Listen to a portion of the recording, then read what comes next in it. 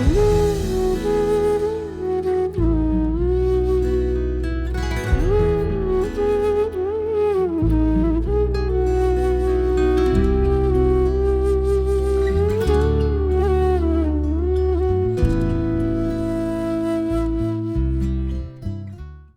పుట్టపర్తినేనుడు కాపాడుని మిమ్మనప్పుడు కరుణాకరుడు చేపట్టి మిమ్ము ప్రోచును ఏ బట్టను మరవకుండా ఎరుగుము బాబా.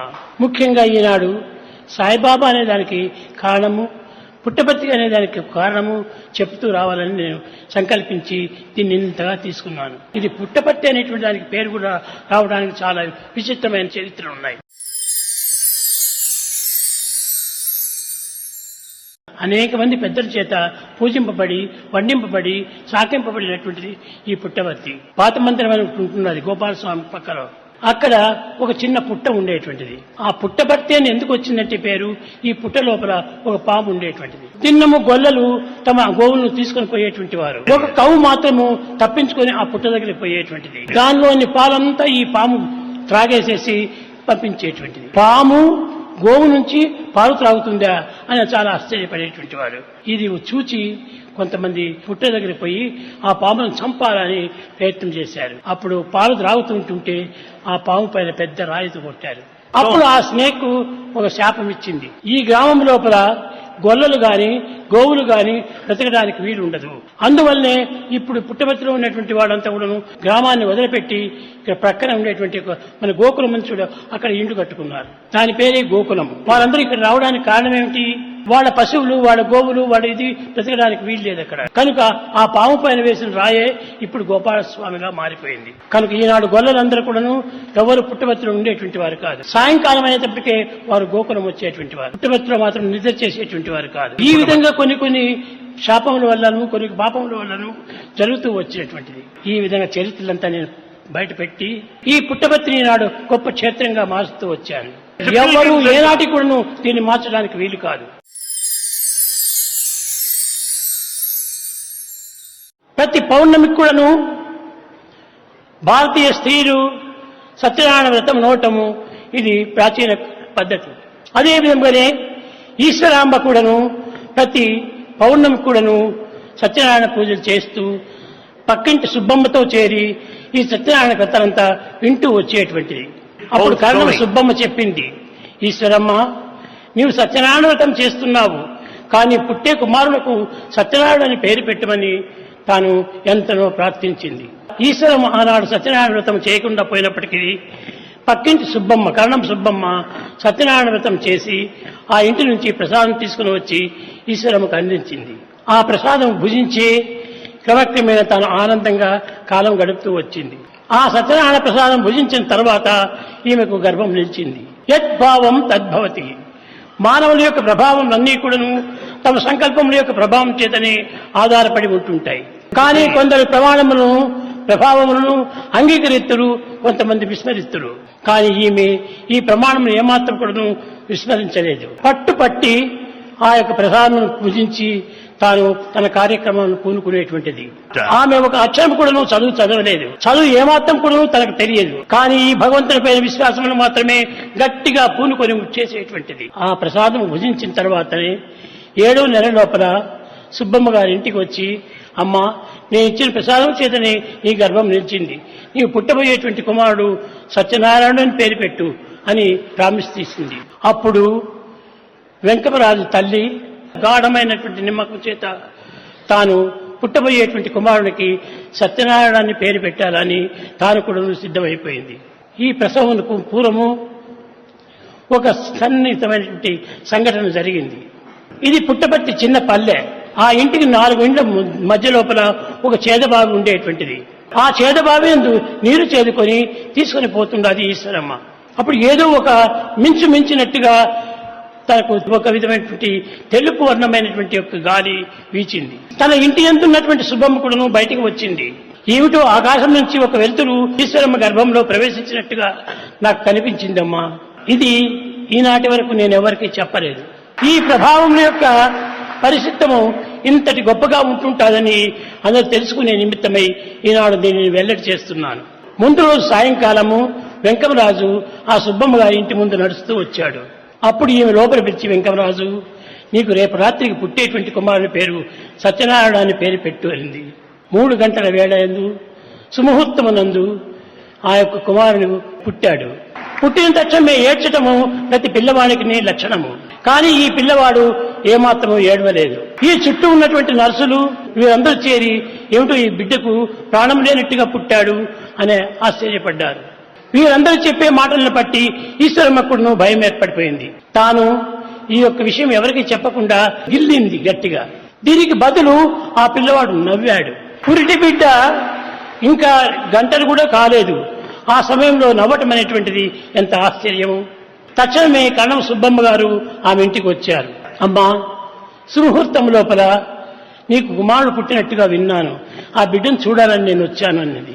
అప్పుడు సుబ్బమ్మ ఈ కొండవరాజును పిలిచి, కొండవరాజు, నీకు మనవడు పుట్టాడు, ఆ పిల్లవాడి పేరుకు ఈశ్వరమ్మ పేరు కూడా నువ్వు మార్చమన్నాడు. అప్పుడు ఈశ్వరునికే అమ్మగా పుట్టింది అనేటువంటిదిగా పేరు పెట్టే దినము ఆమెను ఈశ్వర అమ్మ అని పేరు పెట్టారు.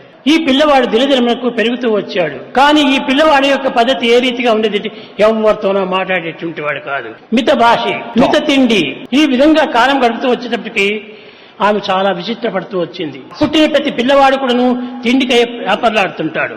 ఇంకా చేపలో మాంసమో అని వస్తే దీనికంతా కూడాను వాడు చేయి జాపుతూ ఉంటారు. కానీ ఈ పిల్లవాడు అలాంటి మలినమైనటువంటి ఆహారంకు సిద్ధపడేటువంటి వాడు కాదు. ఇలాంటి మాలిన్యమైన కూరలు చేశాడంటే ఆ ఇంటికి కూడా పోయేటువంటి వాడు కాదు. ఇంత ఈశ్వర ప్రసాదం వలన కలిగినటువంటి వాడు కనుక ఇతని ఈ విధమైనటువంటి భోజనములు ఇష్టపడేటువంటి వాడు కాదని గుర్తించింది ఈశ్వరమ్మ. ఈ ఈశ్వరమ్మకు బదులు కొంత ఆమెకు తాళం వేస్తూ వచ్చింది పెద్ద బిడ్డ వెంకమ్మ అని. ఆ ఈశ్వరమ్మ వెంకమ్మ ఈ పిల్లవాడిని దగ్గర చేస్తూ నిరంతరం కూడాను దైవ పాటలు పాడుతూ ఈ బిడ్డ పెరుగుతూ వచ్చింది. ఈ విధంగా జరుగుతూ వచ్చినటువంటిది సత్యసాయి యొక్క ప్రభావము.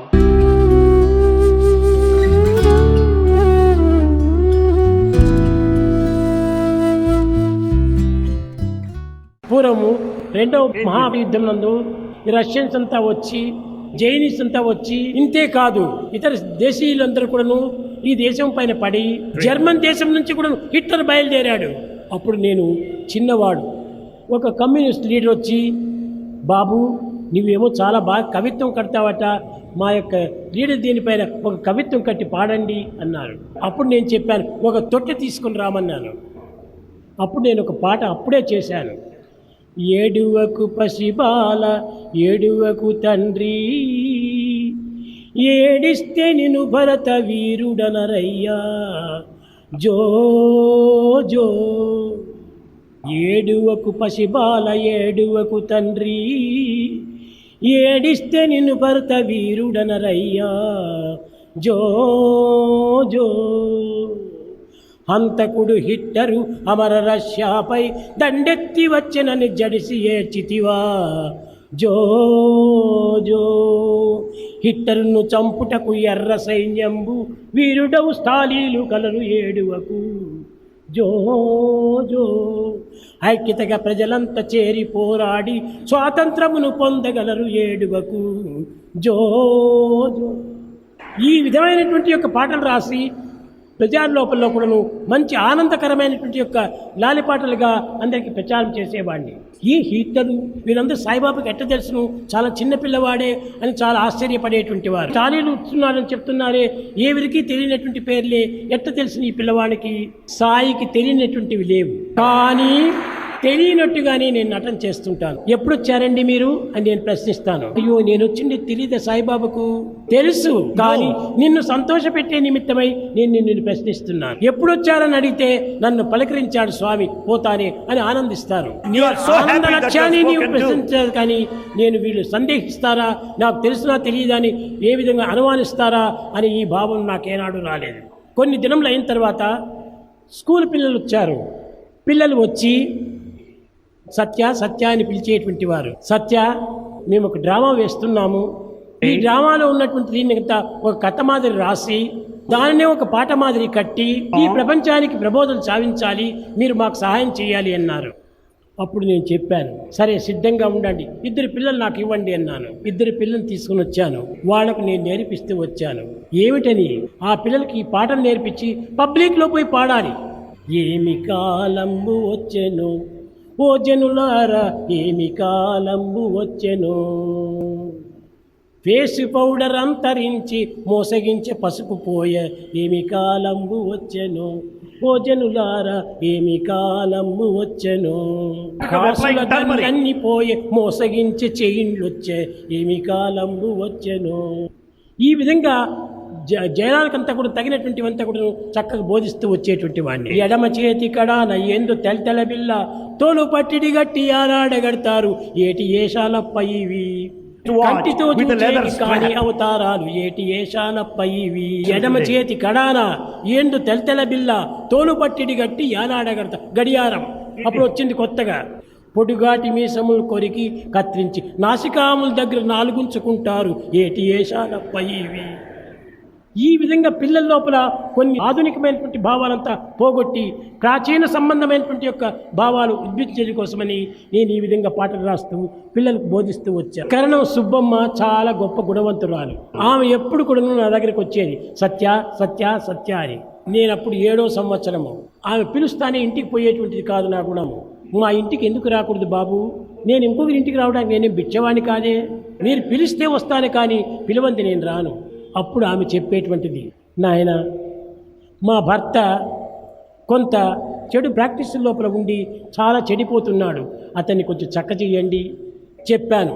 అతనిపైన కఠినమైన చర్య తీసుకుంటాను, నీవేమాత్రమూ బాధపడకూడదు. కనుక ఆ విధంగా ఉంటే నేను చిన్న పిల్లలతో తెలియకుండా ఆయన ఎదురుగా పాటలు పాడిస్తూ ఉంటాను. ఆయనకి ఏమైనా కోపం వస్తుందో ఏమో అన్నది. ఎవరి కోపం వారికే శత్రువు, ఆ కోపం నన్నేమి చేయలేదు అని నేను పాటలు రాసేది, చిన్న పిల్లల్ని పంపించేటువంటిది. ఏ విధంగా అతనికి బుద్ధి వచ్చేటట్టుగానే, అతనికి సరైనటువంటి యొక్క చిన్న మాటలతో వస్తే అది వచ్చేటువంటిది కాదు, కఠినమైనటువంటి మాటల చేతనే అతని గుండె పైన నెప్పు వేయాలి చెప్పి 2 పాటలు రాపించి పిల్లల్ని పాడుకుంటూ పోమన్నాను. కానీ పిల్లలు భయపడుతూ వచ్చారు. నేను వెంట ఉంటాను, మీకేం భయం లేదు పోమని చెప్పి. ఆయన కర్ణం పేరు నారాయణరావు. అతను చెడు మార్గంలో ప్రవేశిస్తూ వచ్చాడు. అప్పుడు అతను చెప్పాలి, కులము వారలు నిన్ను కుండముట్టనివరు, బంధువులు నిన్ను చూచి బయటెళ్ళగొడతారు, స్నేహితులు నిన్ను చూస్తే చెప్పుతో కొడతారు. ఇంత కఠినమైనటువంటి వేసి నీ యొక్క ఆటలంతా మానివేయమని చెప్పని బోధిస్తూ వచ్చాను. మంచి దానికి తగినటువంటి రాగములే వేస్తూ వచ్చాను. దానితో అతను మంచి వాత పడిపోయింది, అన్ని నిలిపివేశాడు. సుబ్బమ్మ చాలా ఆనందపడి చిన్నవాడిని నేను అట్లా పోతుంటే పరిగెత్తి వచ్చి నా పాదాలపైన పడింది. పాప రాజు, నీవు చిన్నపిల్లవాడు కాదు, ఆ కాలం చిన్నదే కానీ గొప్పల మహాశక్తి ఉంటున్నది. ఇంత ధైర్యంగా ఇంత సాహసంగా పెద్దలను ఎదిరించేటువంటి వాడు లోకంలో ఎక్కడా కనిపించడం. కులము వారు నిన్ను కుండముట్టనివ్వరు, స్నేహితుల నుండి చూస్తే చెప్పుతో కొడతారంటే ఎవరైనా ఊరుకుంటారా? ఈ విధమైనటువంటి రాసి అతనికి చేస్తే అప్పుడు ఆమె తెలుసుకుంది. వెంకప్ప గురుమబ్బాయిని పిలిచింది, ఈ పిల్లవాడిని నీవేమో చిన్న పిల్లవాడిగా నీ కుమారుడుగా నీవు భావిస్తున్నావు, చాలా మోసపడిపోతున్నావు. కాదు కాదు, గొప్ప శక్తివంతుడు, ఇంకా మున్ముందంతా కూడా లోకానికి చాలా ఆదర్శాన్ని నిరూపిస్తూ వస్తాడు. కనుక నీవేమాత్రం కూడా నువ్వు కుమార భావంతో నీవు పెట్టుకోవద్దు, నా ఇంటికి పంపించు అని ఆయన చెప్పాడు. మాకు ఈ దత్తత అనేటువంటిది ఎప్పుడు చెల్లేటువంటిది కాదు, మాకున్నటువంటి శక్తితో మేమే పోషించుకుంటాము, కాబట్టి నేను ఇంకొక ఇంటికి పంపను అనేది. ఈ విధంగా కూడా ఎవరి చేత కూడా చిక్కుకోకుండా సాహస ధైర్యం చేత ఏకాంతమైనటువంటి జీవితాన్ని గడుపుతూ వచ్చారు. స్వేచ్ఛ జీవితమే. ఎందుకనగా దోషములు ఏమాత్రము లేవు. దోషరహితమైనటువంటి వారికి భయం ఎందుకుంటుంది? భయమే లేదు. ధైర్యంతో సాహసంతో ముందు పోయేటువంటి వాడిని. ఈ విధమైనటువంటి దీంట్లో కొన్ని నాటకాలు కూడా రాస్తూ వచ్చేటువంటి వాడిని. చిన్న డ్రామాలు వేసేది, పిల్లలందరినీ తీసుకునేటువంటిది, చెప్పినట్టు చేస్తారా అనేటువంటిది వేసేది. తల్లి, తండ్రి, గురువు, ఈ ముగ్గురే చాలా ప్రధానమైనటువంటి వారు. తల్లి సాయంకాలము 10 మంది స్త్రీలను కూర్చోబెట్టుకొని వేదాంతాన్ని బోధించేటువంటిది. నేను అక్కడ కూర్చునేటువంటి వాడిని. అప్పుడు ఆమె చెప్తుంది ఏమని, పంచాంగం రామప్ప భార్య, ఆమె పేరు కూడా కామేశ్వరి. ఆమె పుస్తకాన్ని చదివేటువంటిది. ఏ పుస్తకాలు? గొప్ప వేదాంత పుస్తకాలు. ఈ వేదాంత పుస్తకాలు చదివితే ఆమెకి ఏమాత్రం అర్థమే రాదు, అక్షరాలు కూడా సరిగా తెలియవు, ఏదో చెప్పేటువంటిది. పాప అయ్యో భగవంతుడు ఇలాంటి వాడు, అలాంటి వాడు, భగవంతుడు మహా ప్రవీణుడు, చాలా సత్యవాక్ పరిపాలకుడు అని బోధించేటువంటిది. అప్పుడు ఒక పాట రాశాను. ఏమని, ఎరుకు మరుపు అనకుండా జాగ్రత్త, నిరతముకు స్వప్నాసుషుప్తిలో అరమరలు లేకుండా ఎప్పుడు తరచుగను జీవాత్మ చదివి తారకము సూటెరుగవలెనన్నా సద్గురుని కృపచే తారతమ్యముగనవన్నన్నా. చెప్పేది ఆమె, దీనికి అర్థం చెప్పేది. తారకము సూటు ఎరుగవలనన్నా ఎరుగవలనన్నా, ఇదే అర్థం. ఈ విధంగా చెప్తుంటే నేను పోయేది. రాత్రి సమయానికి చూసుకొని, అవ్వగారు మీరు దీనికి తగినట్టుగా చెప్తే బాగుంటుంది, కానీ తారకము సూటు ఎరుగవన్న నీవేం అర్థం చెప్పినట్టు అవుతుంది, సరైనటువంటి అర్థం చెప్పాలి అని. కనుక మీరు తగినటువంటి రీతిగా పెద్దలకంతా ఆడవాళ్ళకంతరికి బోధించమని చెప్పి. ఆనాటి స్త్రీలకు చదువులు తక్కువ. ఇలాంటి పెద్దవాళ్ళ దగ్గరంతా కూడా స్త్రీలు చేరి సాయంకాల పూటో ఏదో ఒక భగవత్ పారాయణం జరుపుతుండేటువంటి వారు. ఈ విధమైనటువంటి సంస్థలు ఆనాటి నుండి కూడా నేను ప్రారంభం చేస్తూ వచ్చాను. సత్సంగ ప్రభావము అని చెప్తూ వచ్చాను. పిల్లల్ని పిలిచాను, పండర భజన చేయండి. మంచి కాడకు గజ్జలు కట్టుకునేది, మంచి తాళం తీసుకునేది, మంచి ఎగురుతూ పోయి పిల్లలంతా కూడా బజారులో కూడా అందరినీ నిద్రపోయేటువంటి వారు కూడా మేలుకొల్పేటువంటి, తెల్లవారు 7 గంటల వరకు లేచేటువంటి వారు కాదు ఆ గ్రామంలో. కానీ నేను ఈ పిల్లల చేత భజన చేపించడం చేత 5 గంటలకే లేచి స్నానాలు చేసి భగవత్ ప్రార్థనలు జరిపేటువంటి వాళ్ళు. కరతాళములను చేపట్టి దట్టిలంబిగ జుట్టి కామక్రోధముల కొట్టి ఈ షిరిడి మార్గము బట్టి జై జై రంగా జై జై సాయి జై జై అనుచును రయమున రండి. పిల్లలతో లేపినట్టుగా వాళ్ళు లేపించేది. అప్పుడు అందరూ లేచేటువంటి వాళ్ళు. అదే నగర సంకీర్తన. ఆ నగర సంకీర్తన ఎప్పుడు నేను ప్రారంభించాను? ఈ శరీరమునకు 7వ సంవత్సరము. ఈ సుబ్బమ్మ పాపం రాత్రి పండుకునేటువంటిది. ఈ భజన లోపల నాకు చూస్తే ఏమంటాడో ఏమో అని నాకు తెలియకుండా వెనక వచ్చి ఆమె కూడా తాళాలు కొట్టుకుంటూ వచ్చేటువంటిది. ఈ విధంగా కూడాను పుట్టినప్పటి నుంచి కూడాను ఈ శరీరము ప్రచార ప్రబోధనలోనే కాలంలో కావించుకుంటూ వచ్చింది. ఈ పండర భజన చేస్తుంటే పల్లెల నుంచి వచ్చేటువంటి వాడు. ఈ పండర భజన లోపల అందరూ తన్మయత్తులైపోయేటువంటి వాడు. పాపం సుబ్బమ్మ చాలా ఆనందపడేటువంటిది. ఆనాడు 2 రూపాయలు ఇచ్చేస్తే ఒక పెద్ద బొరుగుల మూట వచ్చేటువంటిది. ఆ విధంగా బొరుగుల మూటలు తెప్పించి అందరికీ పంచేటువంటిది పాపం. కనుక బాల్యం నుండియే ఈ యొక్క దివ్యమైన భావాన్ని అలవర్చుకోవాలి. నన్ను చదువు నిమిత్తమై కమలాపురం అని పంపారు. కడపకు సమీపంలోనే ఉంటుంటుంది. తాడపత్రికి కడపకు మధ్యలో ఉంటుంటుంది కమలాపురం. ఆ కమలాపురంలో పోతే ఎట్ట తెలిసిపోయిందో ఏమిటో కొట్టే సుబ్బన్న అనేటువంటి వాడు పరిగెత్తొచ్చాడు నా దగ్గరికి. సత్యం రాజు, మీరు చాలా మంచి కవిత్వం కడతారట. నేను కవిని కాదయ్యా, నేను కవిత్వం కట్టడం లేదు, నాకు నోటుకు వచ్చినవన్నీ కవిత్వమే, నేను చెప్పినవన్నీ కవిత్వమే. చూడండి, మీకు ఒక జత నేను చొక్కా నీ కరువు ఇస్తాను. అట్లాంటి మాటలు ఇక్కడ రావద్దు, నీ బిచ్చం కోసం నేను కాచుకున్నానా, అట్లయితే నేను నీతో మాట్లాడను అని చెప్పాను. అప్పుడు ఆయన వచ్చి నాకు కొత్తది ఒక మందు వచ్చింది. ఆ మందు యొక్క ఫలితములంతా రాసిచ్చాడు. దాని పేరు బాలభాస్కర అని పేరు. ఆ బాలభాస్కర అని పేరు పైన ఒక పాట రాసిచ్చి పిల్లల్ని ఇస్తాను, నేను ఆ పిల్లలతో బజారు పాడించండి అని. ఇంకో గంటకు రామన్నాను. మా క్లాసులు ఉన్నాయి, క్లాసులు జరుగుతున్నాయి. మా కొండప్ప చాలా కఠినమైన వాడు, అబ్దుల్ ఖాదర్ చాలా మంచివాడు. కనుక ఇలాంటి వీటితో నేను నా కర్తవ్యాన్ని నేను నిర్వర్తించాలి. ఇది గడిచిన తర్వాత నేను వస్తాను, మీరు రండి 1 గంట అయిన తర్వాత అన్నాను. మెట్టు వేశాను, పాట చెప్పాను. దొరికే బాల భాస్కర బాలకులారా రండి బాలకులారా, కడుపు బురము కాళ్లవాపులు చేతి మోదులను చెడుగుణముండి అజాగరూక పోషణ నుండి అకృత్పిల్హ వ్యాధుల నుండి అజీర్ణ విరేచనముల నుండి అఖండమగు బాగా పనిచేయండి బాలకులారా రండి బాలకులారా. అంతవరకు ఆయనకేం తృప్తి కాలేదు. అది ఎక్కడ అని అడిగేరన్నా, అదిగదిగో కొట్టే సుబ్బన్న అంగడి ఎందే దొరుకును అన్న. బాలకులారా రండి బాలకులారా. ఈ విధంగా వాడికి రాస్తే వాడికి పండితజీ గోపాలాచార్యుల పవనమైన టానిక్ కన్నా బాలకులారా రండి బాలకులారా. ఇవన్నీ చెప్పేటప్పటికి ఆ కొట్టే సుబ్బన్నకు చాలా ఉల్లాసం అయిపోయింది. ఇంత బుట్టడు లడ్డు తీసుకొచ్చాడు. నేను చెప్పాను, నా దగ్గర తీసుకురాదు, అందరికి మొదలు పంచు అన్నా. నేను తీపి ముట్టను, ఏ పుట్టినప్పటి నుంచి నేను ఆ తీపినే ముట్టలేదు. ఎందుకు? నా దగ్గర కావలసినంత తీపి ఉంది. నా మనసే తీపు, నా ప్రేమనే తీపు, ఇంక ఈ ప్రేమనంత నాకెందుకు, అందరికీ పంచిచ్చాను. ఈ విధంగా ప్రతి ఒక్క వ్యక్తి కూడాను ఏదో ఒక రీతిగా సహాయం చేసి వాళ్ళకు ఉత్సాహపరిచి వాళ్ళకి ఆనందపరిచేటువంటిదే నా యొక్క ప్రధానమైన కర్తవ్యం.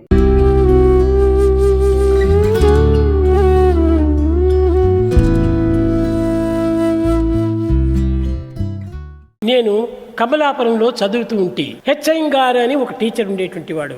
ఆయన ఎక్కడైనా బజార్లో వస్తున్నాడంటే చూసిన పిల్లలంతా భయపడిపోయేవారు. గురువుని చూస్తే చాలా గౌరవము భయము. ఆయన ఆ మార్గంలో కర్ర పట్టుకొని వస్తూ ఉన్నాడంటే మేము ఈ మార్గంలో తిరిగిపోయేటువంటి వాడు. ఇది మెత్తగా ఏదో కనిపెట్టాడు ఆయన. అరే నేను వస్తున్నాను కనిపెట్టి నువ్వు సందు లోపల పోతున్నావా? ఆ స్కూల్ లోపల క్లాసు మానిటర్ ఎవరు? నేనే. ఈనాడే ఇంత పెద్దగా ఉన్నాను, ఆనాడు ఇంకా చిన్నగానే ఉండేది. ఆ టీచర్ వస్తున్నాడంటే మంచి చింతబర్రలంతా కూడా ఒక కట్ట తెచ్చి ఒక మూల పెట్టాలి. నేను దిన్నము తెచ్చి పెట్టేటువంటి వాడిని. కర్ర తీసుకున్నాడు. రాజు రా అన్నాడు. నేను ధైర్యంగా వెళ్ళాను, ఎందుకంటే నేనే తప్పులు చేయలేదు కనుకనే నీవెందుకు నన్ను చూసి ఆ సందులోకి వెళ్ళినావు అన్నావు.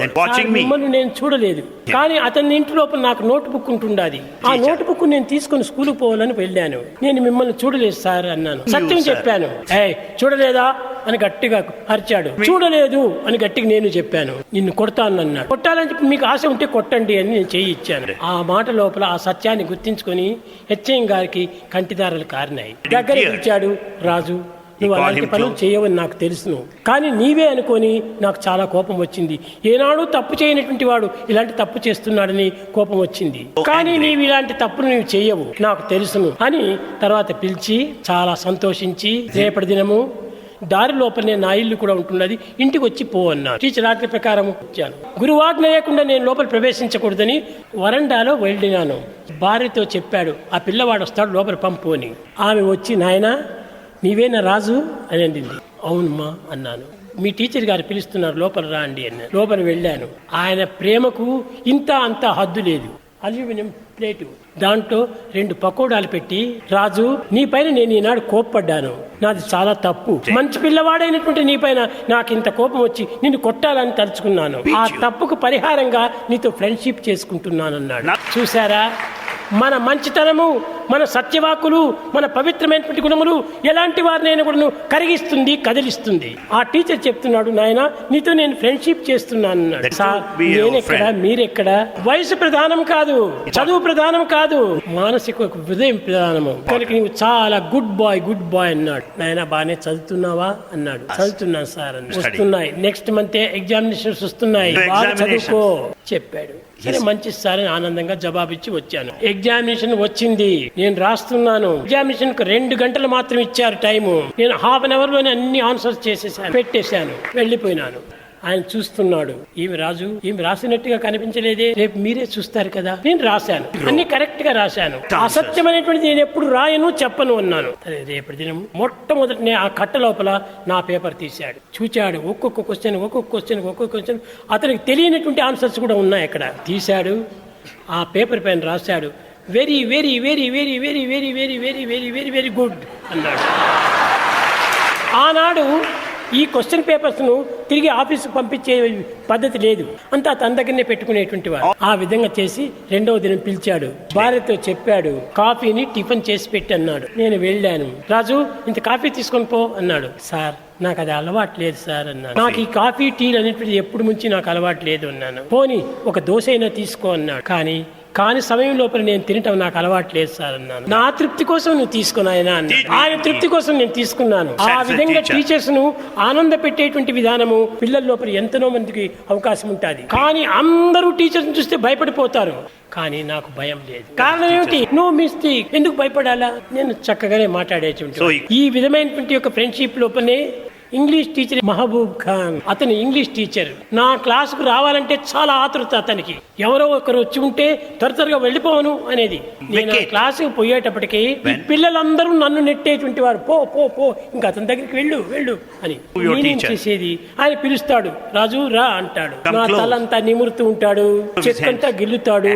ఈ విధంగా ఉండేసేసి ఎంతనో ప్రేమ పాప అతనికి పిల్లలు లేరు.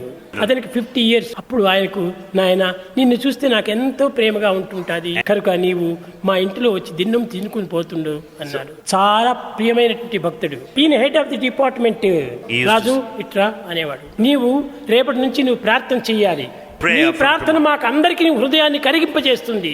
నీవు ఒక ప్రార్థనకు నీవే పాట పాడు, నీవే రాయి అన్నాడు. సార్ నేనెట్ట కంపోజ్ చేసేకవుతుంది సార్ అన్నాను. నీవేమైనా చేయగలవు, తప్పక చేయి అన్నాడు. అప్పుడు చెప్పాను నేను, అహర్హత ఆహ్వాన ప్రచారిత సునిత ఉదారవాణి హిందూ బౌద్ధ సిఖ జైన పారసిక ముసల్మాన క్రిస్తాని పూర్వ పశ్చిమ ఆసే తన సింహాసన పాసే చెప్పి మహమ్మదన్స్ క్రిస్టియన్స్ అందరి పేర్లు దాంట్లో పేరు పెట్టాను. ఆ పద్యాన్ని చూచి అందరు కూడా ఆశ్చర్యపడ్డారు. ఆనాడే సర్వమత సమ్మతం అనేటువంటిది నేను బోధిస్తూ వచ్చాను.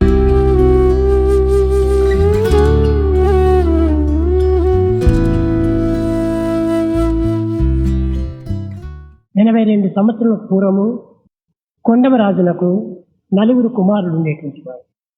పెద్ద అతని పేరు పెద్ద వెంకమరాజు, రెండవ అతని పేరు చిన్న వెంకమరాజు, మూడో ఆయన పేరు వెంకట సుబ్బరాజు, నాలుగో ఆయన పేరు వెంకట రామరాజు. కొండమరాజు వెంకావధూతల యొక్క దీన్ని అనుసరిస్తూ వచ్చేటువంటి వాడు కనుకనే వెంక వెంక వెంక అనేటువంటిది ఆయనకు చాలా ఇష్టం.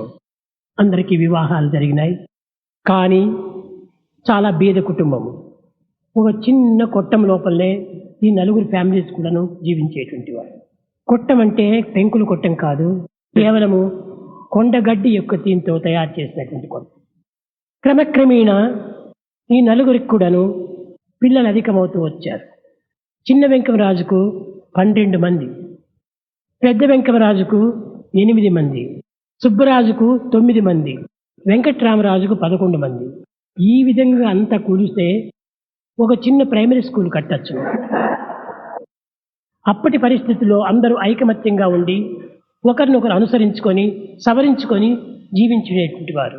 కానీ కుమారుడుకు తల్లిదండ్రులు ఒక్కరే గాని కోడళ్ళకి ఎట్లవుతారు? కోడళ్ళు వేరే ఇంటి వారు.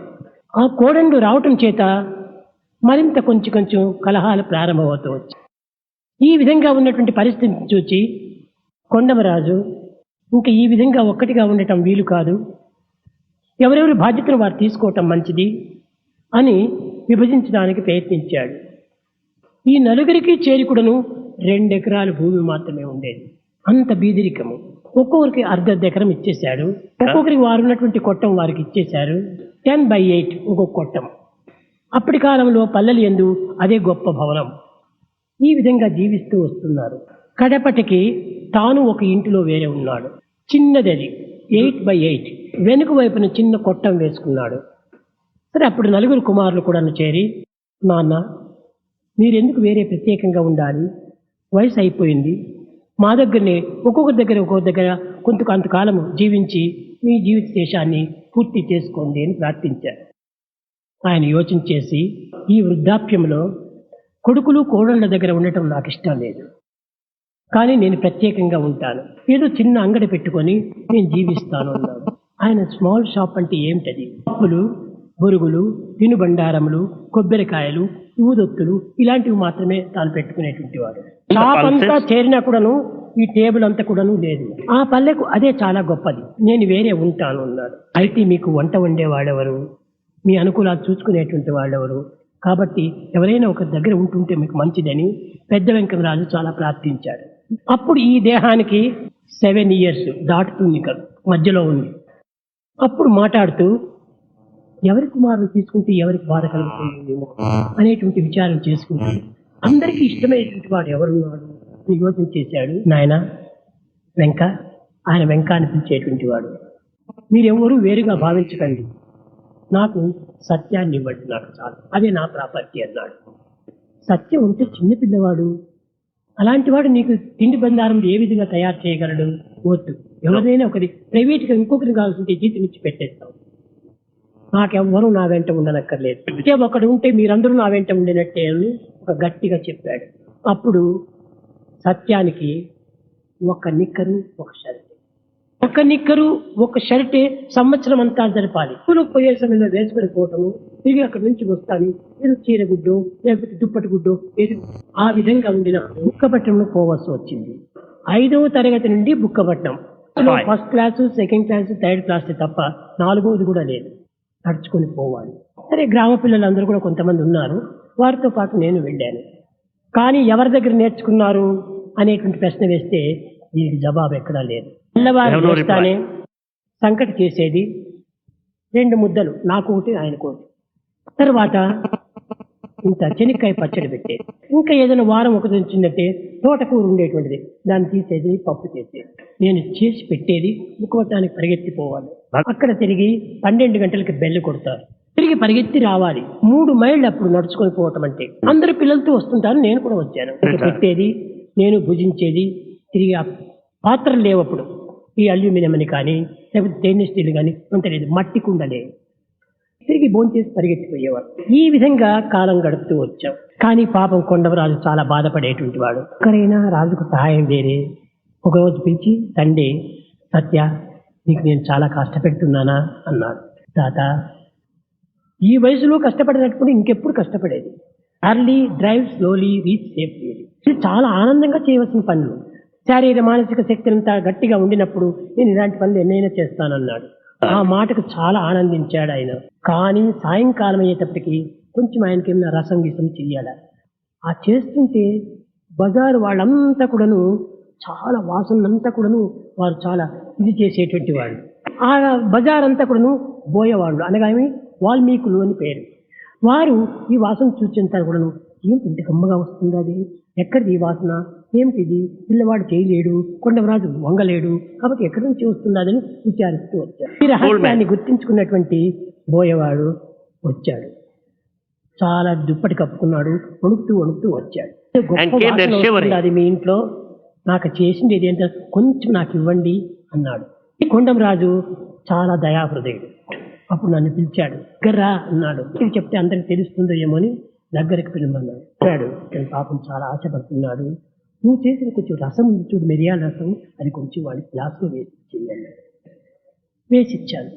రెండవ దినానికి జ్వరం పోయింది. ఇంకా రోడ్లో ఉన్న వారందరూ కూడా ఇంకా రసాల కోసం రావటం, ఇంకా వారి కోసం నేను ఎక్స్ట్రా చేయవలసి వచ్చేసి సాయంకాలం అయినప్పటికీ పెద్ద కుండ లోపల చేసి పెట్టేది. నేనుగా కూర్చొని టమ్లర్ క్యూలో పెట్టేట్టుగా పెట్టింటారు. అప్పుడు దాంట్లో కొంచెం వేసేసేది. ఈ రసం వల్ల ఆ గ్రామంలో అసలు వ్యాధి లేకుండా పోయింది. అందరూ చాలా బాగా ఆనందంగా ఉండేటువంటి వాడు. ఇది క్రమక్రమేణా ఈ పెద్ద వెంకమరాజు చిన్న వెంకమరాజు ఉన్నటువంటి బజార్ కూడా తెలిసిపోయింది. బయలుదేరి వచ్చారు. కానీ పని అంతా జరిగిపోతుండాలి. అనగా ఇది 7 years లోపలనే వంట ఇంట్లో ఉన్నటువంటి పని, బయట పనులు అన్ని చూసుకోవటం జరిగింది. క్లీనింగ్ నేనే, వంట చేయటము నేనే, అన్ని పదార్థాలు తెచ్చుకోవటము నేనే, అన్ని కూడా రెస్పాన్సిబిలిటీ తీసుకున్నాను. ఈ విధంగా జరుగుతూ ఉంటే నన్ను అప్పుడు ఒక టీచర్ గా చేశారు. ఎందుకంటే స్టూడెంట్స్ కు రెస్పాన్సిబిలిటీ కావాలా, టీచర్స్ కు ఒక రెస్పాన్సిబిలిటీ కావాలా. ఆ బజార్ లో ఉన్నటువంటివి పిల్లలంటే చిన్న పిల్లలు కాదు, 20 ఏళ్ళు 25 ఏళ్ళు 30 ఏళ్ళు అలాంటి పిల్లలు. వాళ్ళందరూ వచ్చి, రాజు కొన్ని ఓనామాలు నేర్పాలి, మాకు కొంచెం చదువు చెప్పాలి అన్నారు. సరే, దానికి ఒప్పుకున్నాను. కొండమరాజు చెప్పాడు, పగలంతా బాధపడుతున్నాడు, కొంచెం విశ్రాంతి అయినా తీసుకుంటే కదా, వాడికి ఈ పని ఎందుకు మీరు ఒప్పచెప్పారు అన్నాడు. నేను చెప్పాను, అందరికీ ఆనందాన్ని ఇవ్వటమే నా పని, కనుక నేను దీన్ని చూసుకుంటాను, నీకేమి ఇబ్బంది లేకుండా వాళ్ళకి నేను చూసుకుంటానన్నాడు. సత్యమ్మ గుడి దగ్గర కాద్రి నారాయణరావు అనేటువంటి వాళ్ళు ఉండేవారు. అతను ఒక రూమ్ ఇచ్చాడు. ఇది కొట్టమే. ఆ గ్రామంలో ఉన్నటువంటిది కరణం గోపాలరావు ఇల్లు, రెడ్డి నారాయణరావు ఇల్లు, ఈ రెండింటి తప్ప మిద్దెలు ఎక్కడే కానీ మిద్దె లేదు.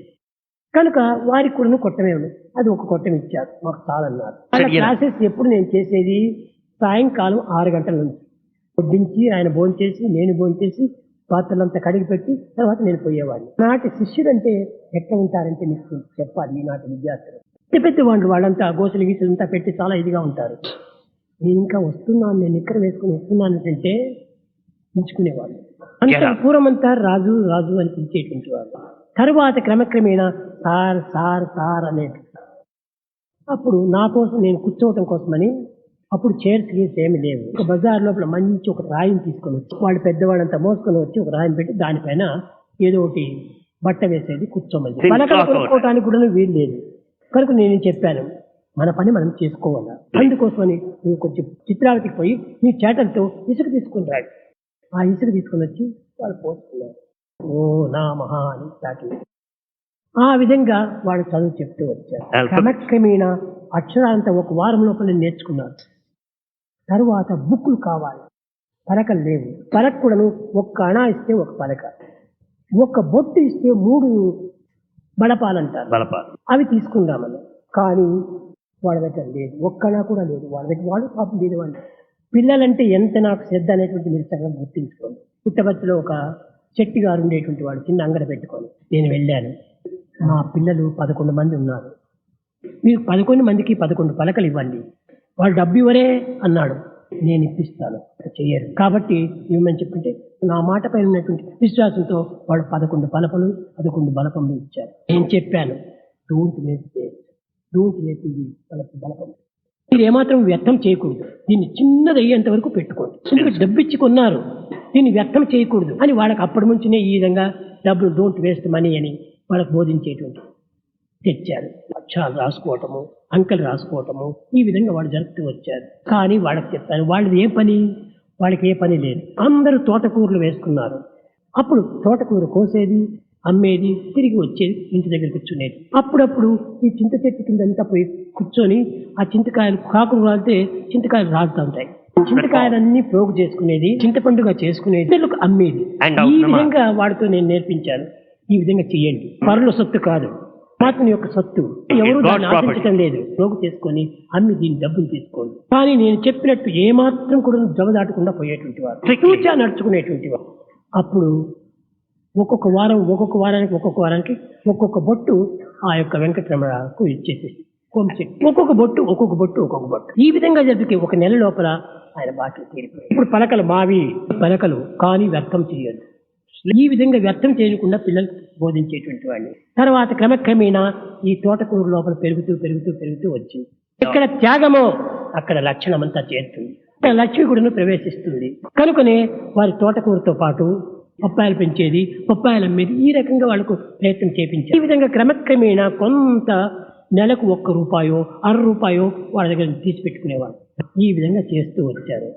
అది 2 సంవత్సరాలు జరిగింది. తరువాత అక్కడ బుక్కపట్నంలో కూడాను 6వ తరగతి పోయింది.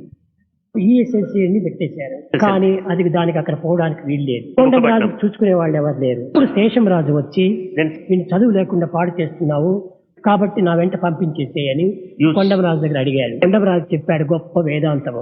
నేనేం చదివినానరా, నీవేం చదువుకున్నావు, నీవు చదువుకొని వచ్చినటువంటి ఫలితం ఏమిటి, నాకు చదువు లేకుండా నేను చేసేటువంటి యొక్క దీనం ఏమిటి, అందరూ ఒకటే, చదువు వచ్చినంత మాత్రం నా ప్రయోజనం ఏమిటి, ఆ చదువు మాకు అక్కర్లేదు, బుద్ధిలో 1000 ఒక భాగం కూడా నీళ్ళు లేదు, ఈ చదువు ఉండి ప్రయోజనం ఏమిటి పడ్డాడు. కానీ అప్పట్లో పెద్దలు కోప్పడితే తెలియదు ఎవరు. ఈ విధంగా జరుగుతూ వచ్చిన తర్వాత ఆయన నన్ను విడిగా పిలిచి చెప్పాడు, శేషంరాజు చూడు సత్య, చదువు చాలా ఇంపార్టెంట్, ప్రతి ఏం ప్రయోజనము, లెక్కలు చూడాలన్నా కానీ చాకలి వాడికి వేసిన గుడ్డలు కూడా లెక్కలు చూడాలి కదా, కనుక కొంత చదువు అవసరము అన్నాడు. నేను ఆయనతో చెప్పి తాత నేను వెళ్ళొస్తాను, నాగతి ఏమిట్రా అన్నాడు.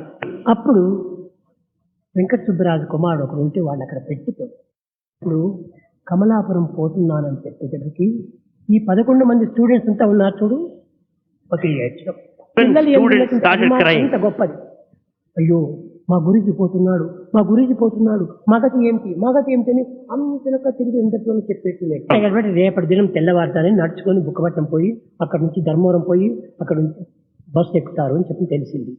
అప్పుడు ఈ 11 మంది కూడా ప్లాన్ వేసుకున్నారు, గురుదక్షిణ ఏమి ఇవ్వాలి మేము అని చెప్పి అందరూ ప్లాన్ వేసుకుని ఒక్కొక్కరు 2 బొట్లు అనగా హాఫ్ నాకు దమ్మిడీలు చేసుకొని అందరూ తీసుకొని ఇచ్చేసి ఇది నాకు అక్కర్లేదు, మీరే ఉపయోగించుకోండి. అప్పటి పరిస్థితులు ఎట్టంటే అరణాకు ఒక నిక్కరు, ఒక అణాకు ఒక చొక్కా, చాలా చీప్. కాబట్టి అప్పుడంతా కూడా మీరు అందరూ చేరేసేసి 1.5 ఇవ్వండి అన్నాను. 10 మంది చేరేసేసి 1 నయా పైసా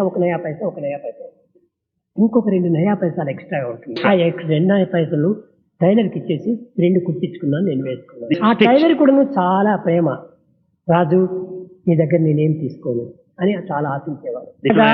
అందరి దగ్గర కూడా ప్రేమను సంపాదించుకోవటం. ఈ ప్రేమకు కారణం ఏమిటి, మృదు మధురమైనటువంటి మాట లేదు ఇంకా. అప్పుడు వారు కూడా సాయి చేసి గుర్తించి పంపించారు. అక్కడికి వెళ్ళిన తర్వాత శేషమరాజుకు వివాహం జరిగింది. వివాహమైన తర్వాత ఆయన ఇది ట్రైనింగ్ అది చదువుకోవడానికి అనంతపురం వచ్చాడు. కానీ భార్య ఒకటే అక్కడ ఉంది, నేనే చూసుకోవాలి కమలాపురం దగ్గర. అప్పుడు తెల్లవారుజామునే ఒక ట్రైన్ వస్తుంది అని కూతకు వచ్చిన తక్షణమే అందరూ దుత్తలు తీసుకొని కాలువకు వెళ్ళిపోయేటువంటి వాళ్ళు. 5 మైళ్ళు దూరం నీళ్లకు పోవాలి కమలాపురంలో. కనుక నేను 4 గంటలకి బయలుదేరి దుత్తలు తీసుకొని, దుత్తలంటే మట్టి దుత్తలు, తిరిగి నీరు తీసుకొని వచ్చేటువంటి వాళ్ళు. ఒకనాడు ఏమైపోయింది, వార్ టైము, ఎప్పుడు 4 గంటలకు వచ్చేటువంటి ట్రైన్ కూతకు వస్తుంది. కానీ ఆనాడు ఈ మిలిటరీ ట్రైన్ అంతా వచ్చింది ఏదో 11 గంటలకే కూతకు వస్తుంది. అందరూ లేచారు, దుస్తులు తీసుకున్నారు, బయలుదేరారు. పాటు నేను కూడా బయలుదేరాను. చాలా చలి. ఆ విధంగా పోయి తీసుకొని వచ్చాం. మరీ పండుకున్న తర్వాత ఎంతసేపు అయినా కానీ ఈ యొక్క 4 గంటల ట్రైన్ రాలేదు. ఈ విధంగా కొన్ని అవస్థలు గురి అయిపోయి ఆ విధంగా జరుగుతూ వచ్చింది. తర్వాత తెల్లవారు లేస్తానే తిరిగి ఇంట్లో స్నానానికి గీనానికి తను బావిలో నుంచి నీరు చేతులు తీసుకొని రావాలి. ఈ పనులంతా చేసిన తర్వాత ఇల్లంతా ఊడ్చాలి. ఈ విధంగా చేసి నేను తిరిగి స్కూల్కి పోయేటువంటి అక్కడనే మహబూబ్ ఖాన్ ఇతను మహమ్మడన్ను అతనికి ఎందుకు నా పైన చాలా ప్రేమ. చెప్పాడు, రాజు నువ్వు ఎప్పుడు పని చేస్తుంటావు, మీ ఇంటికి ఎదురుగానే నా ఇల్లు ఉంది, నేను కిటికీలో నుంచి చూస్తుంటాను, ఎన్ని గుట్టలు మోసుకొని వస్తుంటావు, ఎంత పని చేస్తుంటావు అని చాలా బాధపడ్డాడు. సార్ దేహం చేయవలసినటువంటి పని, కర్మ కోసమే దేహం వచ్చింది, పని చేయకుండా కూర్చుంటే సోమరైపోతుంది, అనారోగ్యం కూడా ప్రారంభమవుతుంది, నాకు చాలా ఈజీగా ఉంటుంది అది. సరే కొంతకాలం అయిన తర్వాత క్రమక్రమేణా ఆ ప్రేమనట్టే పెంచుకుంటూ పోయాడు. ఈయన వచ్చేది ఏబిసిడీలు, సిఏటి క్యాట్, బిఏటి బ్యాట్ అని ఇట్లాంటింతా నేర్పించిపోయేటువంటి. అప్పుడు అన్ని ఏనాడు చెప్పినా ఆనాడే ఒప్పు చెప్పేటువంటి వాడిని నేను. ఆ క్లాసులో కూడాను పెద్ద పెద్ద వాళ్ళు 6వ తరగతి అంటే వాడు 18 సంవత్సరం 20 సంవత్సరం వాడు ఉండేటువంటి. అందరూ నిల్చుకోండి అంటే నేను కింద నిల్చుకుంటే నేను కనపడను, నేను ఒక డెస్క్ పై నిల్చుకోవాలి.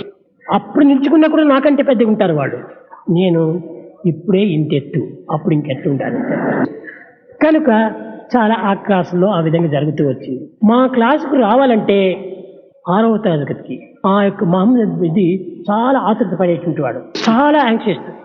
కొట్టారు బెల్లు, ఆయన క్లాస్ వచ్చింది రావాలా. అప్పుడు కొండప్ప తెలుగు టీచరు ఆయన చెప్తున్నాడు. చేసినప్పుడు తర్వాత ఊరుకుండి పోకూడదా, ఎవరు నోట్స్ రాసుకున్నారు, రాయనటువంటి వాళ్ళు పెద్ద బెంచ్. నేను చెప్పాను, సార్ నేను రాసుకోలేదు, నోట్ బుక్ కొనుక్కోవడానికి లేదు, కానీ నేను ఊరుకో ఉంటే బాగుండేది. నేను చెప్పాను, సార్ మీ క్వశ్చన్స్ ఆన్సర్ కదా ముఖ్యం కావాలా, నోట్స్ రాస్తే ఏమి రాయకపోతే ఏమి, మీరు అడగండి నేను ఆన్సర్ చెప్తాను అన్నాను. రిప్లై ఇస్తున్నావా, పెద్ద బెంచ్ అన్నాడు. పిల్లలందరూ చాలా నో నో నో నో అన్నారు, వద్దు వద్దు వద్దు వద్దు అన్నారు. ఆయనకు మరింత కోపం వచ్చింది. దిస్ క్లాసు 3 క్లాసెస్ ఇంత నిలిచి సరే ఇతను పోవాలి. ఇతను లేచాడు, లేస్తే కుర్చీ తన వెంట వచ్చింది. ఏదో ముళ్ళు కుచ్చుకుందో ఏమో పంచికి అనుకున్నాం. తర్వాత ఏమేమో ప్రయత్నం చేశాడు. తర్వాత అక్కడ క్లీనర్ ఉంటాడు, అక్కడ వాడిని పిలిచాడు, చూడు ఏమిటన్నా బంక్ ఏమైనా నచ్చుకుందో ఏమని. సార్ అన్నారు. ఇది అనుకుంటూ ఉన్నట్టు నా క్లాసులో ఉన్నట్టు చాలా త్వరగా కానీ పరిగెత్తొచ్చాడు. నన్ను చూశాడు, పైకి ఖర్చు తీసుకున్నాడు, తెచ్చుకున్నాడు. వై ఎందుకు రాజుని ఎక్కించావు, చాలా మోసం, చాలా అన్యాయం, దింపించేసే, ఇది నా క్లాసు నీ క్లాసు కాదు, సిడౌన్ అన్నాడు. కానీ నేను చెప్పాను, సార్ ఇరువురు గురువులే, అతను చెప్పిండేది 3 క్లాసులు నిల్చుకోమన్నాడు, నువ్వు సిడౌన్ అంటున్నావు, కాబట్టి అతని ఆజ్ఞ లేకుండా నేను కూర్చోటానికి వీలు కాదు. అప్పుడు మహబూబ్ ఖాన్ కొండప్పకి చెప్పాడు, కొండప్ప కూర్చోమని చెప్పు, చాలా very very very very very good boy, ఎన్నో వెరీలు పెట్టేది, కూర్చోమను. లేదు నాకు జవాబు చెప్పాడు అన్నాడు. జవాబు చెప్పినా కానీ రైట్ జవాబు చెప్తాడు కానీ రాంగ్ జవాబు చెప్పాడు. కొండప్పకు కూడా తెలుసు రైట్ గానే చెప్పాడు, కానీ నాకు జవాబు చెప్పాడని నాకు కోపం వచ్చింది. నీకు తెలియదు, ఆ అబ్బాయిలో పరిపూర్ణ శక్తి ఉంటుండాలి. ఏది శక్తి? సత్యమే అతని శక్తి, తన పేరే సత్యం. ఆ సత్యానికి తగినట్టుగా సత్యం పాటిస్తాడు, అదే అతని శక్తి అన్నాడు. సరే చిరం అన్నాడు కొండప్ప. కూర్చున్నాను, నేను కూర్చొని తెలికి తాను లేచాడు. ఇంకా నిమిషాల్లో క్లాసులకంతా మారిపోయింది. కొండప్పను కూర్చోబెట్టాడట, కనిపించాడట, ఏమేమి చేశాడు, అంతా మారిపోయింది. టీచర్ కూడా నన్ను పిలిచేవాడు, సత్య రా అనేటున్నావు, కొండప్ప ఖర్చుకోవాలనుకున్నావా? నేనేమి అనుకోలేదు సార్, యత్కర్మ తత్ఫలం, ఎలాంటి కర్మకో అలాంటి ఫలితం జరుగుతుంటుంది, కాబట్టి అతను చేసినటువంటి కర్మకి అతని ఫలితం వచ్చింది, కానీ నేనేమి సంకల్పించుకోలేదన్న. అప్పుడు పంచాయత్ చైర్మన్ సుబ్బలక్ష్మ అనగా కోటరెడ్డి బాబు సుబ్బమ్మ, ఆమె ప్రైజ్ ఇచ్చే కోసం వచ్చింది. ఈ హెడ్ మాస్టర్ ఏం చేశాడు, ఏదో బిల్డింగ్ కట్టుకోవాలని డబ్బు రావాలని టికెట్ పెట్టుకోవాల్సి సుషేంద్రమణి వచ్చి భరతనాట్యం ఆడుతుంది అని చెప్పి రాశారు. సుషేంద్రమణి ఆమె తలపైన ఒక చెంబు పెట్టుకొని కింద పడకుండా డాన్స్ ఆడేటువంటి. ఈ హెడ్ మాస్టర్ చెప్పినందుకు ఆయన మాట నిలబెట్టుకోసం నేను ఒక బాటిల్ పెట్టి, ఆ బాటిల్ పైన ఒక ప్లేట్ పెట్టి, ప్లేట్ పైన 2 జ్యోతులు పెట్టి దాని తలపైన పెట్టుకొని డాన్స్ ఆడుతూ కింద పండుకొని కంటితో సూదిని తీవాలి. ఓన్లీ పిన్ను, కుట్టు పిన్ను, దాన్ని కన్నుతో అటు తీవాలా, పైది పడిపోకుండా. చూచారు, అందరూ చూచారు, శేషవరాజు కూడా చూచాడు, నమ్మలేకపోయాడు. అప్పుడు 2వ దినం ఆమెను ప్రైజ్ ఇచ్చే కోసం పిలిపించారు. రామసుబ్బమ్మ ఆయన పేరు, రామసుబ్బ ఆయన వచ్చింది. ఈ నాటకానికంతా కూడాను ఈ ఋషేంద్రమణి చాలా గొప్ప గౌరవాన్ని ఇచ్చింది అని ఆయన మాటలంతా బాగా గట్టిగా చెప్పేసేసి ఋషేంద్రమణి గారికి నేను ఈ మెడల్ ఇస్తున్నాను అని చూపించింది. ఎక్కడ వస్తుందో ఋషేంద్రమణి, ఎక్కడ వస్తుందో అందరూ చూస్తున్నారు. చిన్న నిక్కర వేసుకుని పరిగెత్తు, నువ్వు కాదు బాబు ఋషేంద్రమణికి వచ్చాడు సార్ ఈ బాయ్. అప్పుడు ఆమె మెడల్ పెట్టి పక్కన పెట్టి నన్ను ఎత్తుకుని సంకలో పెట్టుకుంది. ఆ విధంగా ఆనాడు కమలాపురంలో అట్లా జరిగిపోయింది.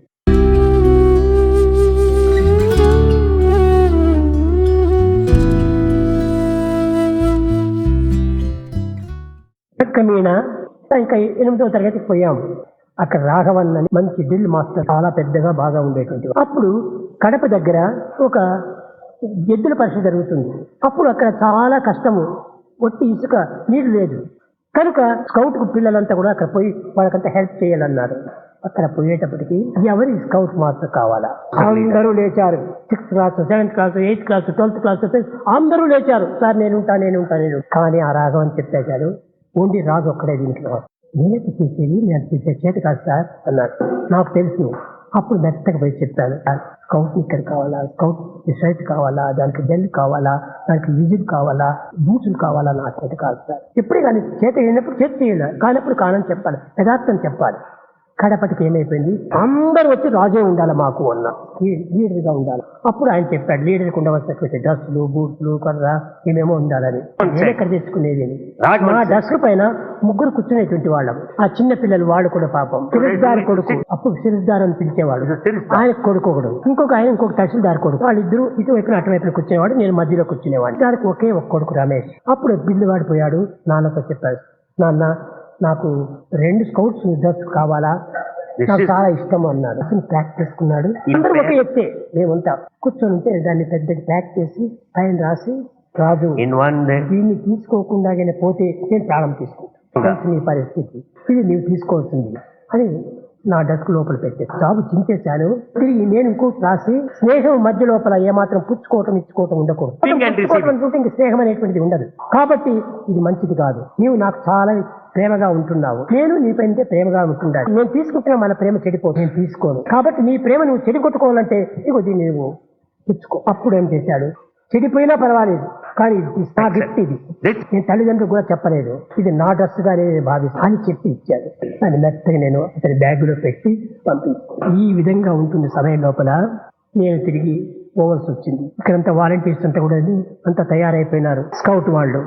నేను అప్పుడు రాను అంటే వాడు ఏం బాధపడతాడు, నేను పోతే డ్రెస్ లేదు కాబట్టి ఇప్పుడు పోకూడదు అనుకొని నా కడుపు నొప్పి అని కూర్చున్నాను. కడుపు నొప్పి ఎవరికి తెలియదు, ఫీవర్ అంటే ఇంత థర్మోమీటర్ పెట్టి చూసి. కాబట్టి అందరూ వచ్చారు, అందరూ లోపల ఇంటికి వచ్చేసారు. లోపల స్టేషన్ లో పోతున్నారు పిల్లలు, అందరూ వచ్చేసారు. రాజు నువ్వు పోకపోతే మేము పోమన్నారు. స్కౌట్ మాస్టర్ వచ్చాడు, రాజు ఎందుకు ఈ విధంగా వచ్చింది, ఇది మా దుష్కర్మ అన్నాడు. తగ్గిపోతే నేనే వస్తాను, మీరు పోండి అన్నాడు. దానికి కూడా 5 రూపాయలు కట్టాల 10 దినములకు.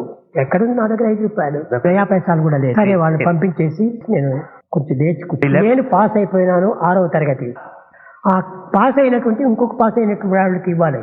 అందరూ కూడా ఆనాటి పుస్తకాలు ఎప్పుడు మార్పు వచ్చేటువంటివి కాదు కనుక ఆ పుస్తకాలు ఎవరికి ఇవ్వాలా, బీద పిల్లవాడికి ఇవ్వాలా. అప్పుడు బీద పిల్లవాడు ఎవరు అనుకుంటే ఒక హరిజన్ పిల్లవాడు ఒకడు ఉన్నాడు పాప. ఆ పిల్లవాడిని పిలిచి, చూడు ఇవన్నీ నా బుక్స్. అప్పుడేమో సిల్క్స్ అని అవన్నీ చూపించాను. వేసుకున్నాడు, ఇది 20 రూపీస్ అవుతుంది. తెరిచి చూస్తే ఎక్కడే కానీ 2 పేపర్ కలుసుకునేటువంటి చించి కూడా చూడలేదు దాన్ని. నేను ఎప్పుడు కూడా ఏ బుక్ ను నేను చూసలేదు. ఈనాటి బుక్కులు పిల్లలు తీసుకుని పోతుంటారు, ఏమేమి రాసుకుని ఉంటుంటారు, బొమ్మలు, రాతలు, కోతలు, ఇన్ని పిచ్చి పిచ్చిగా రాస్తుంటారు. ఎంత గలీజ్ పెట్టేస్తారు, గలీజ్ పెట్టి ఇంక హృదయం ఎంత గలీజ్ అవుతుంది. కాబట్టి నేను క్లీన్ గా పెట్టుకునేటువంటిది. చూచారు ఆ పిల్లవాడు, రాజు నేను 20 రూపాయలు ఇవ్వలేను, దీనికి 15 రూపాయలు ఇస్తాను అన్నాడు. శివాడ 15 రూపాయలు కూడా నాకు వద్దు, 10 రూపాయలు నువ్వే పెట్టుకో, 5 రూపాయలు నాకు. ఆ బుక్స్ వాడికి ఇచ్చేసి 5 రూపాయలు తీసుకున్నాను. ఈ 5 రూపాయలు ఏమిటి, దమ్మిడీలు, బొట్లు అంతా. అప్పుడు నోట్లు లేవు, ఒక టవల్ తీసుకొని దాన్ని కట్టుకోవాలా. అప్పుడు నేనేం చేసేది, ఒక పాత నిక్కర్ చెడిపోయినది, దాన్ని చించి దాంట్లో దీన్ని మూట కట్టి నేను తీసుకొని పోయాను. అప్పుడు బస్సు వాడికి కొంచెం 2 రూపాయలు డబ్బు ఇవ్వాలి, 3 రూపాయలు అక్కడ తినడానికి తిండికి. దాన్ని గట్టిగా పెట్టి బిగిచ్చేస్తే పాత బట్ట అది చినిగిపోయింది, కింద కళ్ళను పడిపోయింది డబ్బా. ఆ ఇంటి ఆవిడ వచ్చింది, మనంతా దొంగలించావు, ఎక్కడి నుంచి వచ్చింది? లేదమ్మా నేను నా బుక్కులు అన్ని తీసుకొని వచ్చాను. నమ్మను. ఆ బుక్ వాడిని పిలిపించాను, వాడు కూడా చెప్పాడు. అమ్మా కాళ్ళు పట్టుకొని చెప్పాడు, రాజు అట్లా పని చేయడు, రాజుకి నేనే ఇచ్చాను, ఈ దమ్మిడీలంతా ఇచ్చాను, బొట్లంతా ఇచ్చాను, అణాలు ఇచ్చాను అదంతా వాడు చెప్పాడు. అంతకు తగిన బంత అనేది ఆయన దగ్గర వాడే, నువ్వు పో. సరే ఆ డబ్బు తీసుకుంటా, ఇంకేం చేసేది. ఆ పొద్దు రాత్రి వస్తానని చెప్పాను, 5 గంటలకు భోజనం చేశాను. సాయంకాలం జామున 2:30 గంటకి నేను పోయి అక్కడ చేరాను. అక్కడ పోయేటప్పటికి దాహంగా ఉంది. నీళ్ళు ఎక్కడ చేస్తాను, నీళ్ళు ఎక్కడా లేవు. పశువుల కోసమని కొన్ని కడిగే కోసమని కొన్ని తొట్లు పెట్టారు. అప్పుడు నేను ఆ నీళ్ళే పోయి తాగేశాను. ఎవ్వరూ లేరు. పక్కన చూశాను, ఒక రాతి పైన ఒక బీడీని కట్టాను, ఒక అణా పెట్టాను. అప్పుడు ఆ బీడీలు కట్టంటే నాకు అయ్యలేదు. అంత చించి ముక్కలు ముక్కలు చేసి ఇసుకలో బూట్ చేసేసి ఆ అణా తీసుకున్నాను. మొన్న తీసుకుంటే ఎట్లా ఉండేది 9 దినాలు అక్కడ. పోతూ పోతూ పోతూ ఉంటుంటే అక్కడ బుడబుడ కాట ఆడుతున్నారు. గ్యామ్లింగ్ ఏమో ఇసుపెట్టు, కలావరు, ఆటీను, ఆ పేర్లు కూడా ఇట్లా వేసేది, ఇట్లా పోసేది. అది వేసేటప్పటికి నేను 2 దాంట్లో కట్టాను, ఒక్కొక్క బుట్టు ఒక్కొక్క బొట్టు. డబ్బులు వచ్చేసేసి అంతా వచ్చేసి 12 అణాల వరకు. దినానికి 2 అణాలు నాకు చాలు, 6 దినాలు నేను ఇక్కడ ఉంటాను అని చెప్పి నేను ఇక్కడ ఆడమని వచ్చాను. అందరూ వచ్చేసారు, నీకు బాగా వస్తాను, ఇంకా ఆడు ఎంత కావాలో అంత మనం ఆశ పెట్టుకోవాలా. దురాశ దుఃఖానికి చేయటం. ఈ దురాశ నాకు లేదు, నాకు 12 అణాలు చాలా. ఆడిన ఆటల లోపల ఇదొక్కటి పెద్ద చెడ్డ పని, గ్యామ్లింగ్. ఆడకూడదు కానీ ఏం చేసేటప్పుడు కానీ తప్పు అనుకున్నాను. వాడికి ఆ 12 అణాలు ఇవ్వడం కోసం పోయాను. ఈ పిల్లవాడు చాలా మంచివాడు, ఎవరో ఎక్కడి నుంచి వచ్చాడో ఏమిటని వాడు కూడా అక్కడ ముచ్చట్లు చెప్పుకోవడం. ఈ విధంగా పోయేటప్పటికి నేను తిరిగి ఇంటికి పోయేటప్పటికి ఆమె ఉందా కదా 35 కొంచెం పువ్వులు పండ్లు ఇలాంటివి కొన్ని తీసుకొని అక్కడ పోయాను. అప్పుడు ఈయన వచ్చాడు, రూల్స్ అంతా వేసుకుంటున్నాడు రూల్ కట్టుతో. ఆమె ఈ 3 దినాలు నీళ్లు తీసుకొని వచ్చి పెట్టి చాలా అలసిపోయిందని ఆ కోపం పెట్టుకున్నాడు. అప్పుడు నేను ఆ పండు గిండంతా కూడా ఇది అమ్మ తీసుకోండి, ఈ పండు ఎవరు కాలే ఆయన పారేసింది. ఆయన కోపం వచ్చరికి ఈయనకి మరింత డబ్బులు అయిపోయింది చేతిపై.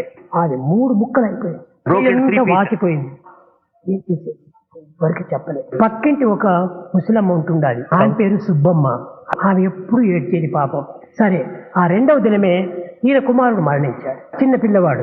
మరణించేటప్పటికే టెలిగ్రామ్ ఇచ్చేసాడు పుట్టపర్తికి. పుట్టపర్తిలో అప్పుడు టెలిగ్రామ్ ఏమి లేదు. బుక్కపట్టు వస్తే అక్కడ నుంచి మనిషి చేతి పంపించాడు. ఈయన బుక్కపట్టు సంత కోసం వెళ్ళాడు పెద్ద వెంకమరాజు. అప్పుడు అక్కడ ఈ టెలిగ్రామ్ చూసుకున్నాడు. బస్సు ఎక్కాడు, కమలాపురం వచ్చేటప్పటికి చాలా పెద్ద ఇదిగా ఉంది. ఏమిటదా అదే అన్నాడు. ఉరుపు లేచింది అన్నాను, చెప్పలేదు. సాయంకాలం అయ్యేటప్పటికి ఈ పక్కింటి ఆయన అన్ని ఆయనతో చెప్పింది.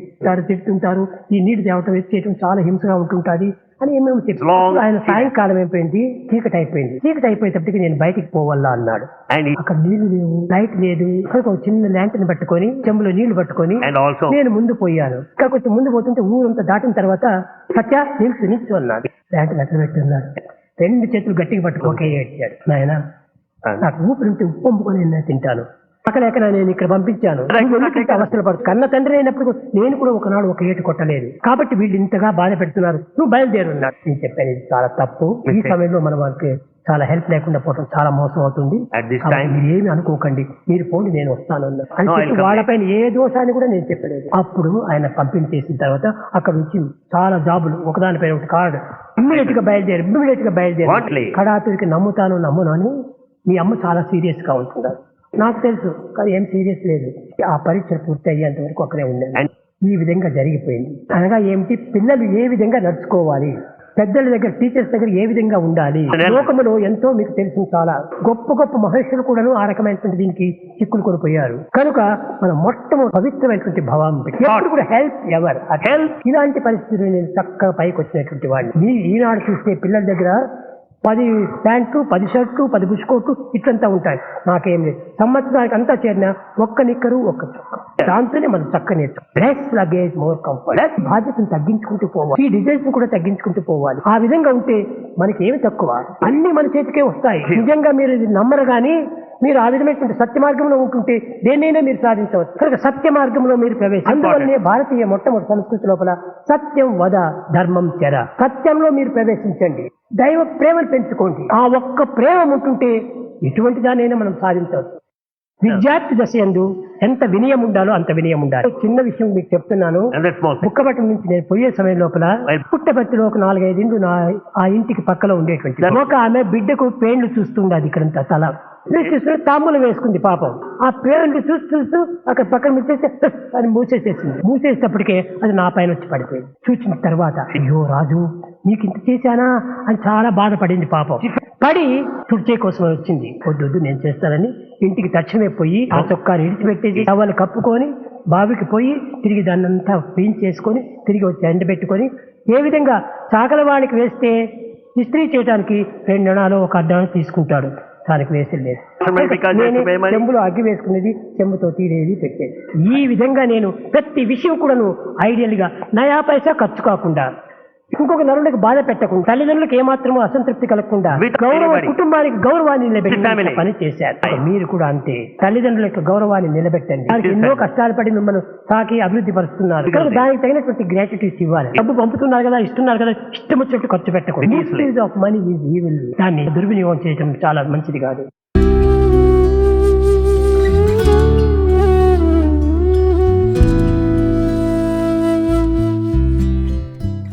కొండమరాజు, వెంకమ్మ, మన వాళ్ళందరూ కూడా చాలా అమాయకులుగా పోతున్నారు. ఈ సత్యమైన శక్తి ఎవరు గుర్తించడానికి ప్రయత్నించలేదు. కేవలం దైవాంశ సంభూతులుగా కనిపిస్తున్నాడు. ఆకలి అని చెప్పడు, నిద్ర అని చెప్పడు. ఈ ఆకలి తప్పులు రెండూ లేకుండా, నిద్రాహారం లేకుండా కాలం గడుపుతూ వస్తున్నాడు. నేను రాత్రి పండుకుంటే కొండమరాజు లేచి మెత్తగా నా దగ్గరికి వచ్చేసేసి ముక్కు దగ్గర ఏరు పెట్టి చూచేటువంటి వాడు. శ్వాస వస్తుందా లేదా అని, కడుపు లేయటము పోవటము ఇట్లాంటివి ఏం కనిపించలేదు. సోహం సోహం సోహం అనేటువంటిది కనిపిస్తుంటుంది. కానీ ఏమి గాలి కూడా కనిపించడం లేదే. నా శరీరంకి ఏమైనా జబ్బేమైనా ఉందేమో. ఈ పరీక్షలకంతా నేను ఎందుకు పోవాలన్నాడు. కూర్చున్నాడు. ఊరికి 2వ వారము కొండమరాజు ఇంటికి గుంపులు గుంపులు బయలుదేరి వచ్చారు.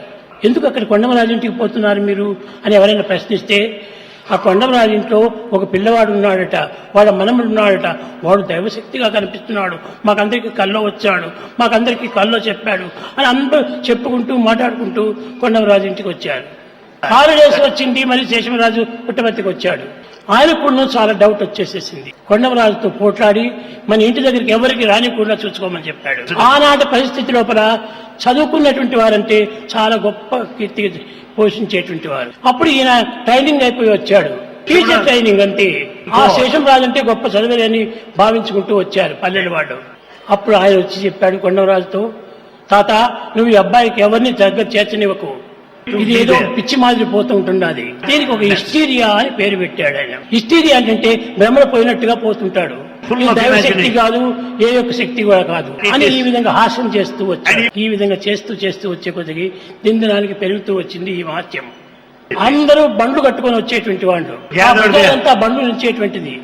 దయ్యాలు భూతాలని కూడా ఓరుకోరు దయం పట్టిందని ఓరుకోరు పోటాడుకోవటం, అరుచుకోవటము, కొట్టుకోవటము ఈ రకంగా జరిగింది. కనుక ఇది ఇంక సాధ్యం కాదన్నారు. ఎవరో కదిరి దగ్గర ఒక పిచ్చిని పోగొట్టేటువంటి వాడు ఒకడున్నాడు అని చెప్పారు. అప్పుడు నన్ను ఒక బండి కట్టి బండి లోపల వెంకమ్మ కూర్చోబెట్టుకుని అక్కడికి తీసుకెళ్లారు. వెంకమ్మ ఒక నిమిషం కూడా నన్ను వదిలేటువంటిది కాదు. ఆ కదిరి దగ్గరికి తీసుకుని పోయారు. అక్కడ ఒక పెద్ద తాగుబోతు, వాడు ఊరికి తాగి పడిపోతుంటాడు.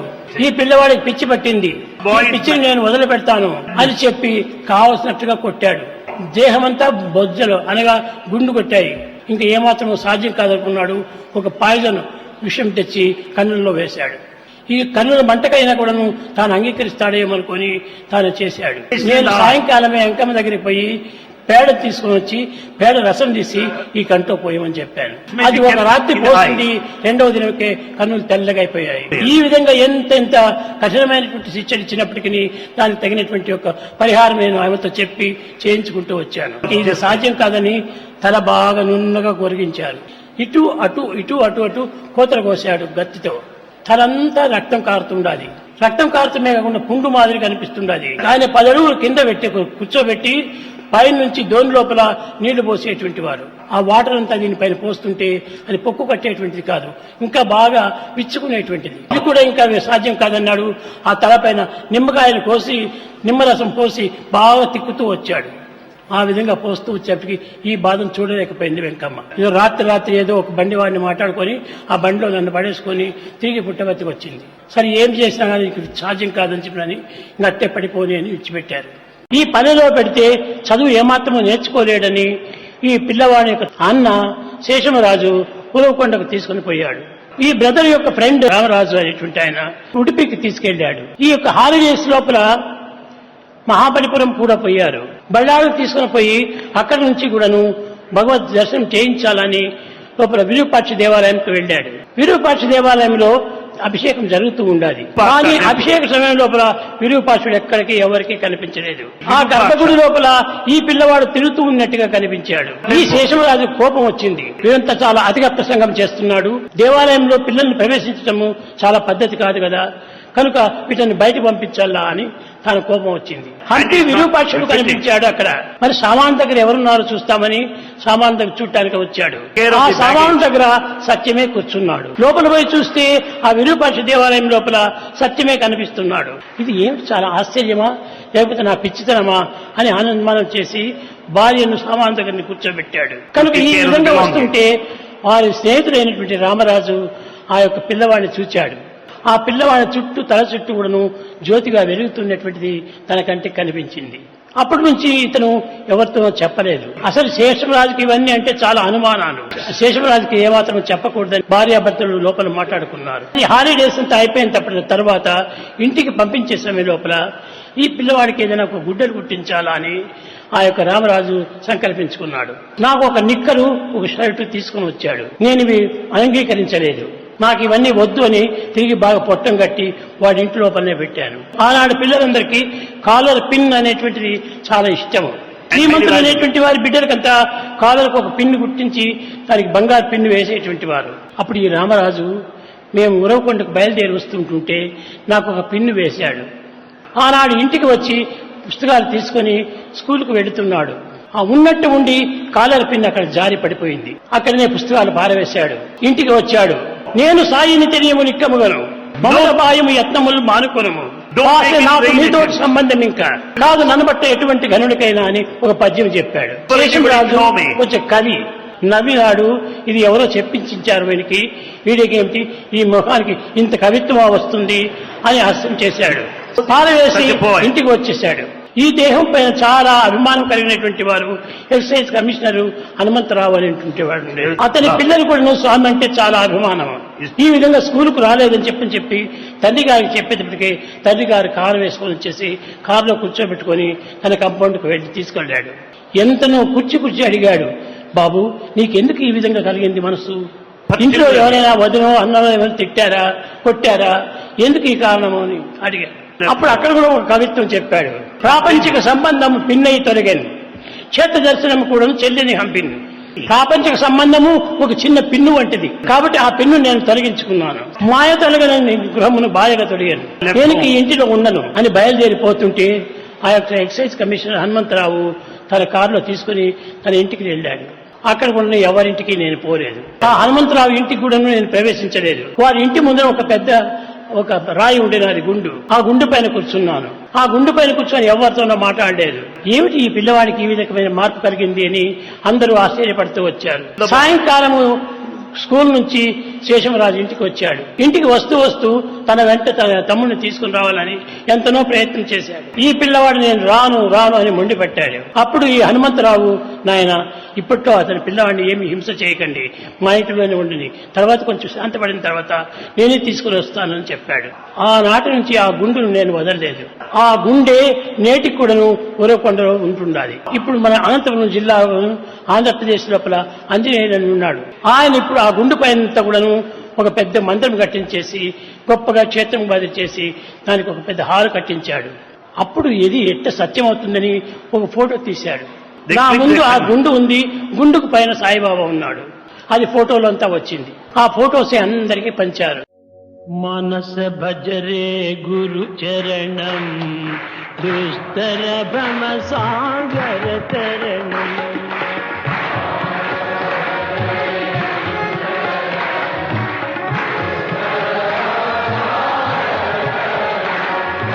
మానస భజరే గురు చరణం దుస్తర భవ సాగర తరణం.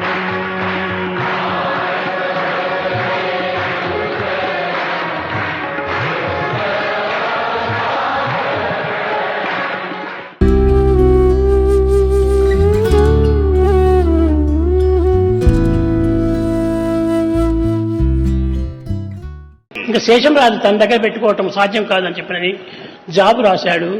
అప్పుడు జాబులు కూడా చాలా కష్టమైనటువంటివి. పెద్ద వెంకమరాజు బుక్కపట్నం సంత అని సోమవారం సంతకాన్ని వెళ్ళాడు. ఆ బుక్కపట్నం సంతకు పోతే అక్కడ జాబ్ చిక్కింది. ఆ జాబు లోపల నీవు ఇంక క్షణమైనా కూడా అక్కడ నిలిచడానికి వీల్లేదు, వీడిని పట్టుకోవటం మన శ్రేత కాదు, నువ్వు తక్షణమే వచ్చి నువ్వు ఇంటికి తీసుకొని పోవాల్సింది అన్నాడు. ఆయన సంత నుంచి అట్టనే వచ్చాడు. పాపం జోబిలో నయా పైసా లేదు. శేషంరాజుని అడిగాడు, వీడి కోసం ఛార్జీకైనా నీవు ఇవ్వమని చెప్పాడు. ఛార్జీ ఇప్పించుకొని బస్సులో కూర్చోబెట్టుకొని వచ్చాడు. అది బుక్కపట్నంలో దింపేంత వరకు వస్తుంది ఆ బస్సు. పుట్టపర్తి ఎక్కడో వారికి తెలియదు.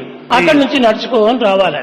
అప్పుడు ఈ పెద్ద వెంకమరాజు ఎంతో కష్టపడి చేతి పట్టుకొని తీసుకుని వచ్చాడు. అప్పుడు ఆ దినదినములకును ఈ సాయి మహత్యమైనటువంటిది ప్రబలమవుతూ వచ్చింది. అన్ని పల్లెల వారు పట్టణాల వారు అనేక బండ్లు కట్టుకొని వచ్చేశారు.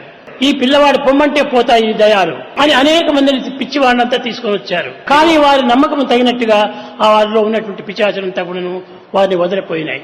అప్పుడు ఇది సత్యమని అనేక మంది నమ్మినారు. ఎన్నో వస్తూ ఉంటే ఇంట్లో ఉండేటువంటి వాడు కూడా వీలు కాలేదు. అప్పుడు పెద్ద వెంకమరాజు ఏం చేశాడు, ఒక బేస్తువారం మాత్రం రాండి, బేస్తువారం మాత్రం రాండి అని చెప్పేటప్పటికీ అందరికీ చాలా భయం వేసింది. అయ్యో మా రావుగారు మర్చిపోతున్నాయి, బేస్తువారం వరకు మేము ఎత్తరించేది అని అందరూ పోటాడుతూ వచ్చారు. ఏమీ సాధ్యం కాలేదు. అప్పుడే తిరిగి సుబ్బమ్మ పిలిచి, కళ్ళం సుబ్బమ్మ పిలిచి, వెంకప్ప నీవు ఆ ఇంటిలో ఆ పిల్లని పెట్టుకొని నువ్వు బ్రతకలేవు, ఆ అబ్బాయిని మా ఇంటికి పంపించు, నేను చూసుకుంటానని, వాడికి భోజనం కావాల్సినటువంటిది నేనే చూసి పెడతానని. ఇంకా గ్రామంలో ఉన్నటువంటి బ్రాహ్మణులందరూ కూడాను ఈ సుబ్బమ్మ పైన దేశం ముట్టారు. సుబ్బమ్మ బ్రాహ్మణుడు ఈ సాయిబాబా తీసుకొని వచ్చి ఇంట్లో పెట్టుకొని అన్ని విధాల భేదం లేకుండా చూసుకుంటోంది, ఈమె ఇంటికి ఎవరు పోకూడదని. అప్పుడు ఇంక అందరూ ఆమె పైన కూడా ద్వేషం పూనారు. ఆమె చెప్పింది, నాకు బిడ్డలు లేరు, నా బిడ్డను మీకు తీసుకోండి అని కానీ మీ బిడ్డను మాకు ఇవ్వండి అని కానీ నేను ఎవరి దగ్గరికి పోనక్కర్లేదు, మీరు ఏమైనా చేసుకోండి, నాకు ఈ సత్యాన్ని మాత్రం నేను వదలను. ఈ విధంగా జరుగుతుంటుంటే ఇక్కడ పల్లె లోపల హరిజనులంతా కూడా స్వామి అంటే చాలా ప్రీతి. ఆ హరిజనులంతా వాళ్ళ ఇంట్లోకి తీసుకుని పోతూ వచ్చారు. ఆ తీసుకుని పోతుంటే సమయంలో నేను అబ్బాయిని వదిలిపెట్టి ఒక నిమిషం కూడా ఉండను అని సుబ్బమ్మ కూడా నా వెంట వచ్చింది. ఆమెకు 65 ఏళ్లు. ఆమె బిడ్డల మాదిరి చూసుకుంటూ వచ్చింది. ఊరంతా ఆమె పైన ద్వేషం పూనారు. ఏమైనా పోని కట్టగడబడి తల్లి తమ్ముళ్ళు కూడాను ద్వేషం పూనారు. దైవం యొక్క నీతి అన్నిటికీ ఇలాంటి అడ్డులే జరుగుతూ ఉంటాయని ఆమె ఊహించింది. ఎన్ని ద్వేషాలైనా జరగని నేను ఈ అబ్బాయిని మాత్రం వదలను, మీరు నన్ను వదులుకొని ఏమైనా చేసుకోండి అని ఆమె ఒకే పట్టుదల పట్టింది. ఆ విధంగా పట్టుబట్టేటప్పటికి ఇంకా ఆమె ఇల్లు కూడా పట్టులేకుండా జనాలంతా వచ్చారు. ఈ విధంగా వచ్చిపోయేటప్పటికి వెంకమరాజు చూచాడు, అమ్మ మా నుంచి మీకెందుకు, మీ నుంచి మాకెందుకు, ఈ ద్వేషమే వద్దు, ఎవరు వద్దు, ఒక ఇంటిలో పెట్టేసేసి అబ్బాయిని మీకు వేసి పెడదాం. గోపాలస్వామి గుడి అని ఇక్కడ ఒకటి ఉంది, సత్యమ్మ గుడికి వెనకల. అక్కడ చిన్న భూమి ఇచ్చింది, అక్కడ చిన్న రూమ్ కట్టాడు. ఆ సుబ్బమ్మ కూడా సహాయం చేసింది. ఆ రూమ్ లోపల కూర్చోబెట్టేమని తలుపులు వేయటం. నాకు తలుపులు వేసేటప్పటికి నేను ఎట్లనో తప్పించుకొని పోయి కొండపైన పోయి కూర్చునేవాడిని. తాళం చూస్తే తలంగా ఉంటుండది, పిల్లవాడు బయటకు పోయాడు, ఎట్టపోయినాడు. ఈ విధమైనటువంటి ఆశ్చర్యాలు దినదినానికి జరుగుతూ వచ్చింది. ఒకనాడు పట్టలేనటువంటి కోపం చేత మా బ్రాహ్మణ యొక్క కులాన్నంతా నాశనం చేసి పెడుతుండది సుబ్బమ్మ అని. అప్పుడు నాకేదో ఒకటి విషం పెట్టాలా అని ప్రయత్నం చేశారు. వడలంటే నాకు చాలా ఇష్టం. ఆ వడలు చేసి ఆ వడల లోపల కొంచెం పాయిజన్ పెట్టి నన్ను వారింటికి భోజనాన్ని పిలిచారు. సుబ్బమ్మ చెప్పింది, స్వామి వద్దు వద్దు వద్దు వద్దు అని, కానీ నేను పోతానని చెప్పిపోయాను. అవి రెండు కలిపి పెట్టేటప్పటికి విషం ఉన్నది మాత్రమే నేను తిన్నాను, విషం లేని ఈ చివడలంతా వదిలిపెట్టాను. ఇదంతా ఊర్లో అందరికీ తెలిసిపోయింది. ఇది ఏమీ వీలు కాదని చెప్పని ఒకరు ఆ ఇంటికి అగ్గి పెట్టించాలని ప్రయత్నం చేశారు. అది ఎలాంటి వీళ్ళు పీచు గాలి, అది గడ్డితో కప్పినటువంటి ఇల్లు. కానీ రాత్రి లోపల ఆ గడ్డి ఇంటికి అగ్గి పెట్టారు 4 తోళ్లు. బాగా మండుతూ ఉండాలి ఈ యొక్క నిప్పులు. కానీ లోపల నేను సాయిబాబా ఏమైనాడు అని చాలా మంది తీస్తూ వచ్చారు, భయపడుతూ వచ్చారు. కొంతసేపటికి పెద్ద వర్షం కురిచింది. ఆ చుట్టూ ఆ ఇంటి పైన మాత్రమే కురిచింది వర్షం. ఆరిపోయింది. వెంకమ్మ, ఈశ్వరమ్మ, సుబ్బమ్మ అందరూ ఏడ్చుకుంటూ వచ్చేశారు. ఏ దుర్మార్గులో, ఏ దృష్టిలో ఈ విధంగా కానరానటువంటి అంతా చేస్తున్నారు. పైన అంతా కూడా ఖాళీ అయిపోయింది. గోడలు మాత్రం కనిపిస్తున్నాయి. ఏదో రాళ్లంతా వేసుకుని ఎక్కి చూచారు. నిద్రపోతూ ఉన్నాను. స్వామికి ఏమీ కాలేదు. అప్పుడు ఆ బీగం కొట్టేసేసి సుబ్బమ్మ వాళ్ళ ఇంటికి తీసుకుని పోయింది. ఈ విధంగా అనేక రకమైనటువంటి పరీక్షలు జరిగిన తర్వాత సాయిబాబా అని నమ్ముతూ వచ్చారు అప్పుడు పల్లెవాళ్ళు.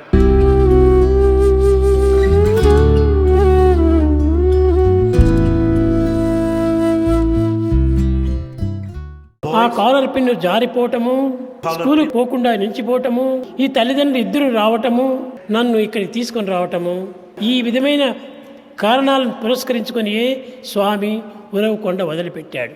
అప్పటి నుంచి ఇంకా బెంగళూరు, మైసూరు కారులంతా చాలా రావటం ప్రారంభమైంది. కాపిపొడి సాకమ్మ అని ఉండేటువంటి వాడు, ఈ రాణి గారు కూడా ఉండేటువంటి వాడు, దేశరాజు అరసు అనేటువంటి వాడు కూడా ఉండేటువంటి వాడు, మైసూరు మహారాజా మేనమామ, వాళ్ళందరూ వచ్చారు. స్వామి, మేమందరూ ఇక్కడికి రావాలంటే చాలా కష్టంగా ఉంటున్నది, మీరే మైసూరుకి రండి, ప్యాలెస్ అంతా ఇస్తాము అన్నారు. నాకు ప్యాలెస్ కాదు ముఖ్యము కనుక నేను ఇక్కడే ఉండాలన్నాను. ఆనాడు రాత్రి ఈశ్వరమ్మ వచ్చి ఏడ్చింది.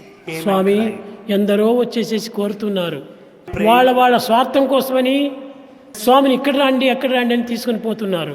మీరు పుట్టబర్తి వదిలితే నేను బ్రతకను, కానీ మీరు పుట్టబర్తిలోనే ఉండాలి, నాకు మాట ఇవ్వండి అని నేను ఇచ్చాను మాట. ఏనాటికైనా నేను పుట్టబర్తి వదలను అని ఇచ్చేసేసాను. అందువల్లనే పుట్టబర్తినే నేను ఇక్కడ పెద్దదిగా భవనం బట్టి వచ్చే భక్తులకి అందరికీ అనుకూలాలు పరిచి తగినటువంటి సేవలు చేస్తూ వచ్చాను. అప్పుడే ఈ యొక్క చిన్న కొట్టం ఉండటం మంచిది కాదని, ఒకటి చిన్న భవనం కట్టాలని, ఆ పల్లెకి దగ్గరగా ఉండకూడదని మహారాజా మేనమామ, సాకమ్మ వీళ్ళందరూ ఈ ప్రదేశానికి వచ్చి కొలత వేసుకొని ఇక్కడ 10 ఎకరాలు తీవాలా అన్నారు. ఇక్కడ ఈ ప్రశాంతి నిలయం కట్టే సమయంలో నిజంగా అంత భక్తి శ్రద్ధలతో ఉండేటువంటి వాడు విఠల్ రావు. ఆయన ఆర్డర్ డివోటీ కాదు, గొప్ప ఆఫీసరు, బ్రిటిష్ వాళ్ళ టైం లోపలనే ఫారెస్ట్ ఆఫీసర్గా ఉండేది. అతను స్వామి నేను దీన్ని అంతా చూసుకుంటానన్నాడు. ఆయన ఇక్కడ ఈ మందిరం కట్టుకునే చూసేటువంటి వాడు. తర్వాత మెడ్రాసు ఆర్యన్ రావు అని, నీలాద్రి రావు అని, పిఠాపురం మహారాజా అల్లుడు, బరోడా మహారాజా అల్లుడు, ఆయన కూడా ఇక్కడికి వచ్చి ఈ బిల్డింగ్ అంతా చూసుకునేటువంటి వాడు. ఈ విధంగా వచ్చి వారందరూ చేరిపోవటం వల్ల త్వరగా అయిపోయింది బిల్డింగ్లు. ఇంతే కాకుండా ఆనాడు వారు ప్రపంచం యొక్క యుద్ధము, అప్పుడు ఒక్క ఇనుముక్కు కూడా చిక్కెళ్ళలేదు. ఈ విధంగా ఎట్లనో వారు సంపాదించి చాలా బాగా శ్రద్ధగా దీన్ని కట్టారు. ఇది కట్టేంత వరకు కూడాను స్వామి ఇక్కడ రాకూడదని వాడు మాట. ప్రతి ఒక్కటి కూడాను నేను భక్తులకు ఇచ్చినటువంటి మాట ప్రకారమే నేను నడుచుకుంటూ వచ్చాను. ఏది నాకు ఇష్టం లేదు, ఏది నాకు ఆశలు లేవు, ఏది నాకు కోరికలు లేవు. కాళ్ళ మొదలుకొని శిరస్సు వరకు కూడా ఏ వాంఛ కూడా నేను పట్టుకోలేదు. కనుకనే వారిద్దరూ చాలా శ్రమపడి రాత్రింపవలు దీనికి కావిలి ఉండి బట్టువాడాలు ఇచ్చుకుంటూ దీన్ని పూర్తి చేశారు. సామాన్యమైనటువంటి రీతిగా సాధారణమైనటువంటి యొక్క సంబంధాలతో జన్మించినటువంటి కాదు ఈ శరీరము. ఈనాటి వరకు ఎవరికి కూడా ఏ విధమైనటువంటి అపకారం చేయటం లేదు. ఎప్పుడు కూడా నేను ఇతరులకు మంచి చేస్తేనే నాకు ఆనందము. కనుక నేను భక్తులందరికీ లోక సమస్త సుఖినో భవంతు, అందరూ క్షేమంగా ఉండాలి, అందరూ ఆనందంగా ఉండాలి, అందరూ సౌఖ్యంగా ఉండాలి, ఎవరిని ఎవరు బాధ పెట్టుకోకూడదు. ఈ విధమైనటువంటి దీంతో స్వామి యొక్క ప్రేమతత్వాన్ని జగత్తుకు చాటుతూ వస్తున్నాను. నా ప్రేమంతా కూడాను ప్రజలే, ప్రజల యొక్క ప్రాణమే నా యొక్క జీవితము. కనుక నేను నా తత్వాన్ని మీకు ఈనాడు పూర్తి చేయాలని ఈ రావడానికి కారణం ఇది. All are one, be alike to every one. కనుక నాకు ఈ విధమైనటువంటి యొక్క సంబంధ బాంధవ్యాలు లోకంతో ఏర్పడినటువంటివి కాదు, ఇదంతా ప్రేమ చేత లభించేటువంటివి.